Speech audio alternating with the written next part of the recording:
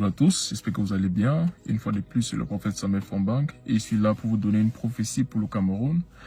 Et cette matinée même, j'ai eu une vision dans laquelle le Seigneur m'a montré certaines choses par rapport à notre nation et ceci concerne le président de la nation et surtout sa sécurité. Dans cette vision, j'ai vu, il voulait se déplacer pour quelque part et j'ai vu qu'il y avait un plan pour l'assassiner. Rappelez-vous, c'est pas la première fois que je donne une prophétie par rapport au président du Cameroun et par rapport au fait que les personnes essaient de l'assassiner. Et dans cette vision, comme dans la précédente que j'ai donnée il y a de cela au moins 2 à 3 ans aujourd'hui, ce complot pour l'assassiner avait affaire avec ces gardes présidentiels qui avaient reçu des ordres pour créer une faille dans le groupe qui l'accompagnait. J'ai vu les gars du corps accompagner le président, mais de telle sorte qu'il était exposé. Parce que je l'ai vu sortir d'un bâtiment et il allait vers une voiture qui était stationnée en train de l'attendre avec son épouse. Normalement, les gars du corps marchent à côté de lui de telle sorte que s'il y a quelque chose, un danger imminent, ils peuvent vite réagir pour l'empêcher d'être touché.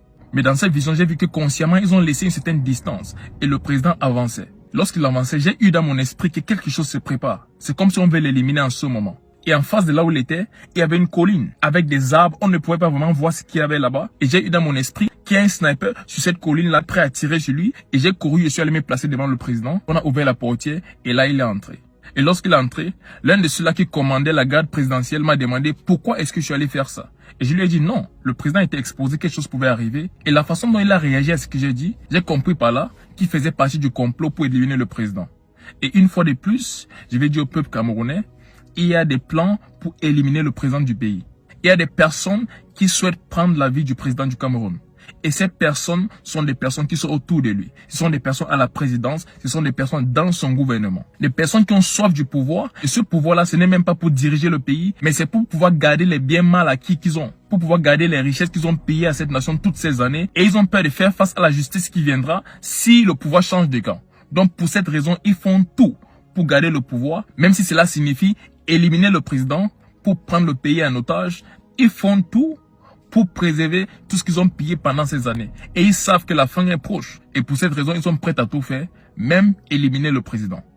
Ce n'est pas la première fois que je vous donne une telle prophétie. Il y a de cela 2 ou 3 ans, je vous ai dit, j'ai entendu un coup de fil entre quelqu'un d'autre placé dans le gouvernement et un membre de la garde présidentielle et il demandait à celui-là de créer une faille dans la protection du président afin qu'il soit éliminé. Et cette fois-ci, je vois la même chose. Et lorsque j'ai intervenu dans cette vision, j'ai vu le comportement de cet homme qui commandait ceux-là qui protégeaient le président. Et le Seigneur m'a fait comprendre par là que lui aussi, il faisait partie du complot. Donc prions pour la protection de notre président et soyons très vigilants. Aussi bien que nous voulons le changement dans la nation, ça doit se faire dans la paix. Et surtout, cet homme doit vivre pour voir cette transition avoir lieu. Laissez-moi vous dire ceci. Si le président meurt au pouvoir, et surtout de cette façon-là, la guerre est presque inévitable. Déjà en ce moment, il y a plusieurs choses qui montrent que le Cameroun risque d'avoir une guerre bientôt. Ça, je vous le dis en tant que prophète. J'aimerais vous dire autre chose, mais il y a de très fortes chances que notre pays connaisse une guerre dans très peu de temps.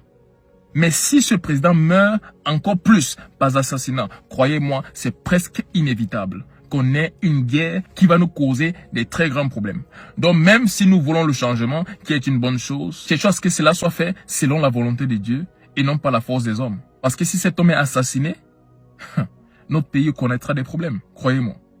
Je ne vous parle pas si Dieu ne me parle pas. Si cet homme est assassiné, notre pays connaîtra des vraies crises. Donc, prions pour la protection du président Paul Biya. Prions pour sa protection. Il y a des choses mises en place par ceux autour de lui pour l'éliminer. Notre nation est dans une période très très importante pour sa destinée. 2025, beaucoup de choses vont se dessiner. Mais prions surtout que les choses se fassent selon le plan de Dieu.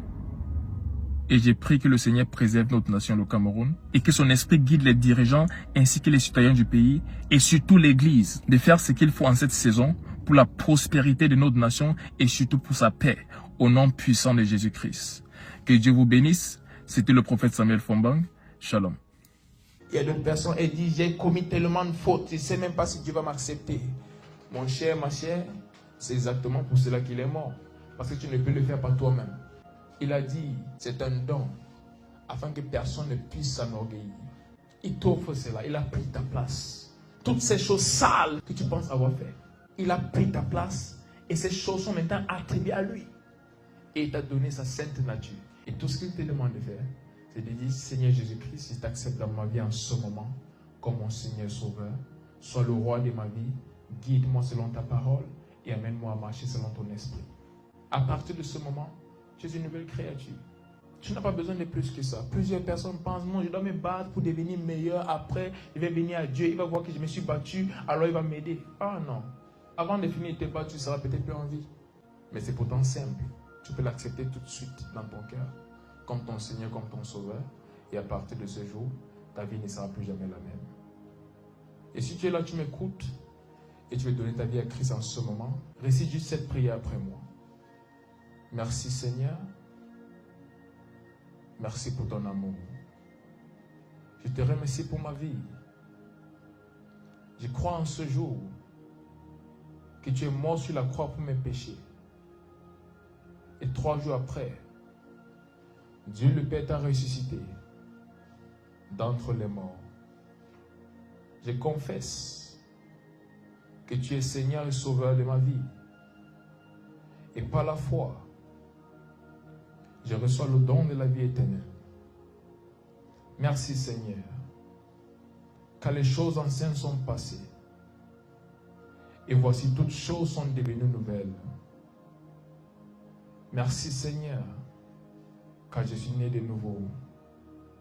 Et je reçois la grâce pour vivre pour toi tous les jours de ma vie et pour accomplir ta volonté parfaite pour moi. Je suis transformé par ta parole. Je suis guidé par ton esprit. Et je marche intimement avec toi jusqu'à la fin de mes jours. Et lorsque tu reviendras, je serai parmi ceux-là qui iront au ciel pour demeurer avec toi pour toujours. Au nom puissant de Jésus-Christ. Amen. Félicitations à toi si tu as fait cette prière. À partir de ce jour, tu es un enfant de Dieu. Tu es né de nouveau, né par l'Esprit de Dieu. Cherche une église où tu es. Cherche une église qui enseigne la parole de Dieu et les voies de Dieu. Va y demeurer pour être enseigné la parole de Dieu afin de grandir dans la connaissance de sa personne et de ses voies. Et à partir de ce moment, beaucoup d'autres choses vont se mettre en place. Beaucoup de choses vont changer. Mais pour toute personne qui a reçu Christ à travers ceci, écrivez juste un message sur WhatsApp pour qu'on puisse prier avec vous. Peu importe dans quel pays, dans quelle ville vous êtes. Le numéro qui est dans la description, écrivez juste à ce numéro et nous allons prier avec vous et vous donner quelques conseils pour débuter votre vie avec Christ. Et je prie que le reste soit excellent pour vous au nom puissant de Jésus-Christ. Amen.